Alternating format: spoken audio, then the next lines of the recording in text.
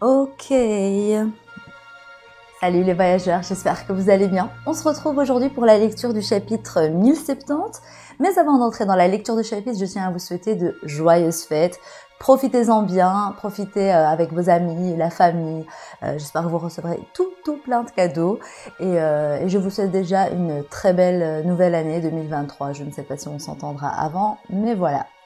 Allez, sans plus tarder, commençons la lecture du chapitre. Le chapitre a pour titre « Les humains les plus forts ».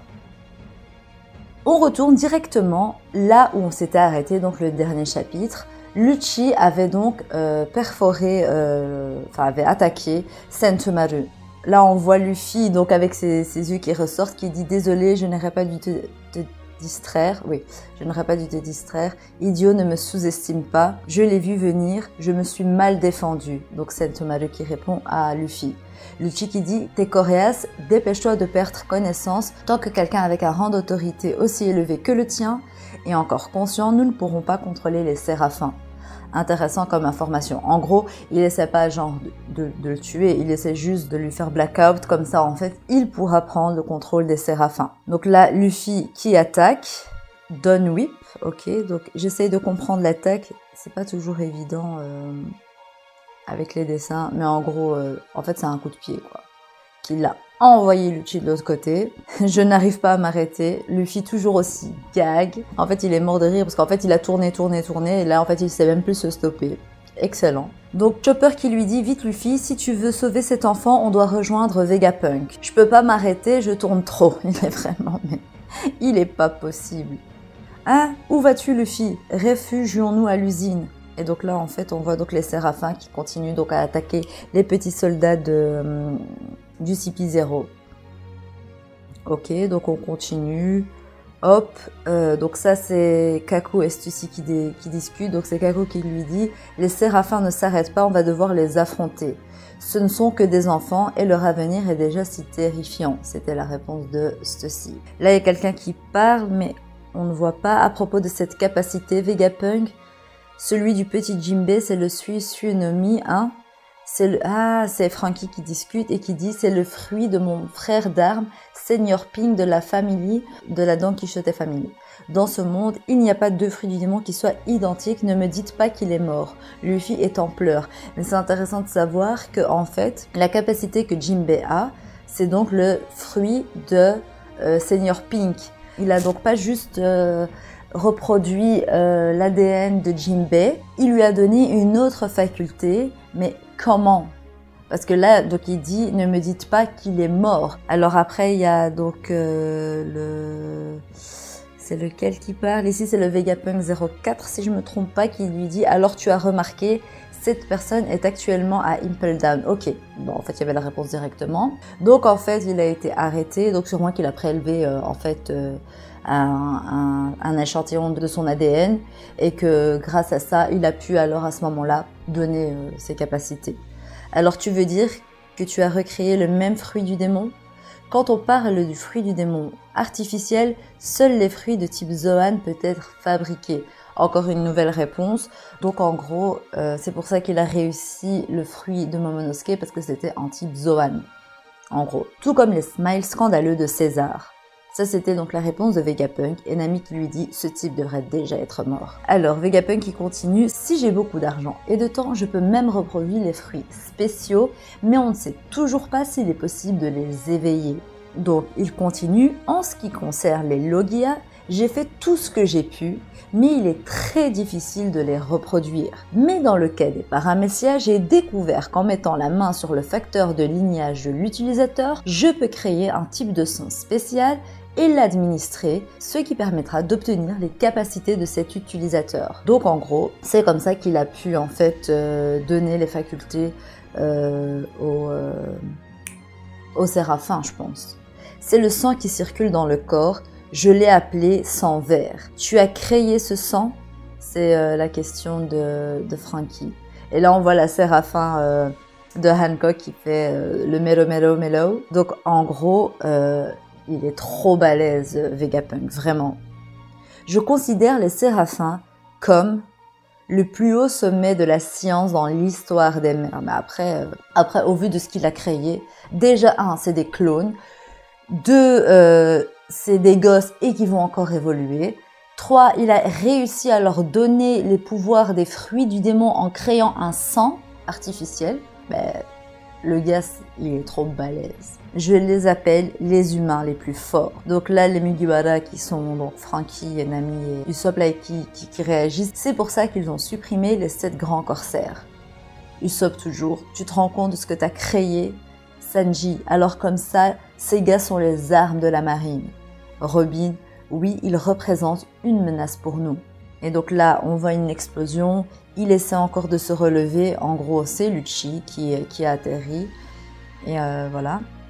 Donc Lucci qui va directement vers Sentomaru, il n'a pas oublié son objectif de l'exploser en gros. Oula, la gueule de Luffy en géant qui vient s'interposer entre Lucci et Sentomaru. Ok. Mais il a une imagination mais incroyable Luffy.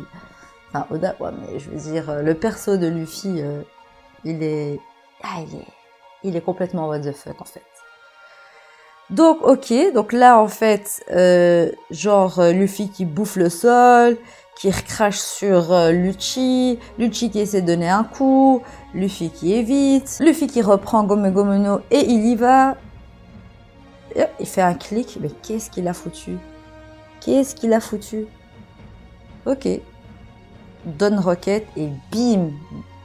Il a démonté Lucci.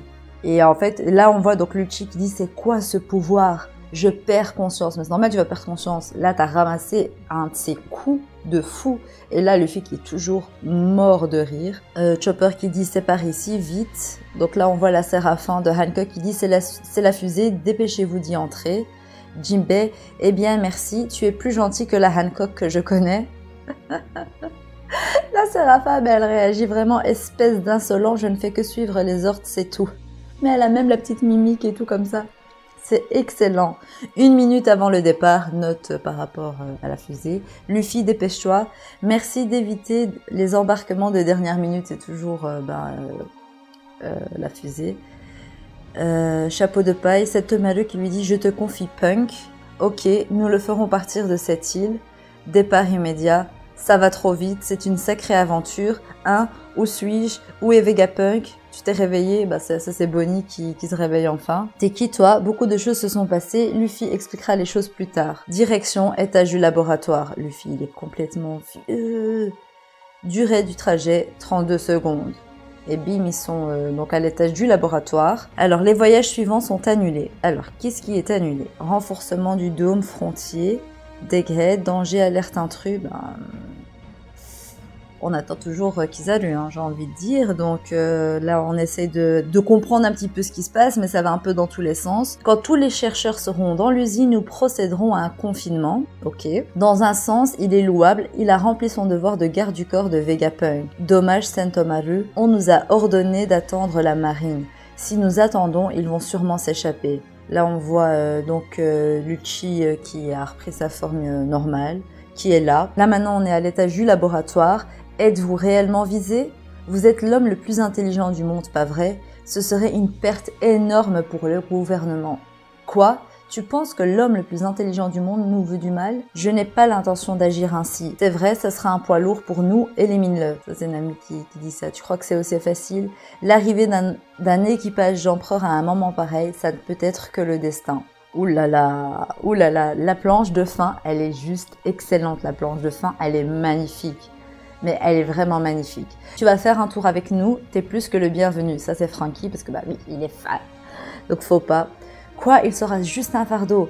S'il te plaît, inspecte le Franky Shogun et le Sunny aussi pendant que tu y es. Sanji qui lui dit « Et si tu viens avec nous, enlève ces foutues bottes. » Incroyable, quel est cet endroit? Ça, c'est Luffy. Luffy, il en a rien à foutre, vraiment. Apportez au plus vite des outils pour réparer Madame Atlas. Bah oui, toujours. Je vous laisse faire. Bonnie, où vas-tu? Si Vegapunk ignore ce que je lui ai demandé à propos de mon père, alors le tuer est la seule option. Tu dois juste évacuer ta colère. Quelqu'un qui réagit comme ça. Donc ça c'est à l'étage du laboratoire où il y a les Mugiwara qui sont ensemble avec donc Vegapunk, etc. Après on a le CP0 qui est... L'image elle est excellente, donc on voit Lucci, Kaku, ceci, les Séraphins, les petits soldats du CP0. En tout cas l'image elle est super belle. Bloquer toutes les issues de l'île. Si on inclut le corps principal, il en reste 6 non. Eh bien le système de défense est assez redoutable. Celui qui a dit il en reste 6 c'est... Lucci. Puis il y a quelqu'un qui répond, je vous avoue j'arrive pas à savoir qui répond, mais j'ai l'impression que c'est Kaku qui répond, et bien le système de défense est assez redoutable. Et alors Lucci qui réagit encore, je ne laisserai pas une seule âme s'échapper de cette île. Bam bam bam, oh, là on voit un navire. Bim, on voit le drapeau de la marine. Alors les chapeaux de paille sont devenus les alliés de Vegapunk. Kizaru est là. Ça veut dire que ça va être facile pour eux de s'enfuir. Mais je pense que les choses ne vont pas se passer comme ils le pensent. Procéder comme prévu, excusez-moi. Procéder comme prévu. Amener autant de navires de guerre que possible à Egghead. La force militaire suprême des marines approche. C'est bon, Kizaru il veut se fight, Kizaru il va rentrer en guerre avec eux. C'est clair, clair, clair. Franchement, je vais m'arrêter là pour aujourd'hui. Parce qu'en fait j'avais déjà commencé une vidéo justement par rapport au dernier chapitre et les éventualités avec Kizaru. Elle n'a pas pu sortir, mais ce chapitre tombe très bien parce qu'on n'a pas vu Kizaru encore jusqu'à là maintenant. Donc je compte faire ma petite vidéo et la compléter avec les éléments de ce chapitre. Donc voilà, je vais pas trop, voilà, je vais m'arrêter là, comme ça je laisse tout pour la prochaine vidéo. Voilà, j'espère qu'en tout cas ça vous aura quand même plu. Le chapitre, il est normal, il est bien, c'est un bon chapitre. C'était pas l'un des plus hypants. Il y a juste voilà Kizaru qui est enfin là. Mais voilà, ça on savait qu'il était là, donc c'est pas non plus le chapitre le plus hypant. Mais voilà, il était super bien quand même. Donc moi j'ai kiffé, j'espère que vous avez kiffé aussi. Donc n'hésitez pas, comme d'habitude, à liker la vidéo, à la partager, à vous abonner si ce n'est pas fait et activer la cloche d'or. Allez voir toutes les autres vidéos en attendant. Et bien sûr, commentez, qu'on discute ensemble de tout ça. Sur ce, je vous dis à très bientôt. Profitez des fêtes, profitez avec vos amis, la famille et enjoy. Bisous!